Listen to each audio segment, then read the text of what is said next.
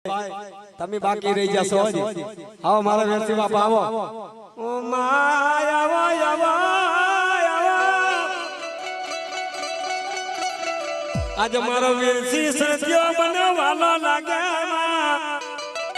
એ કેમ ભૂલાય મારા આ સત્યાને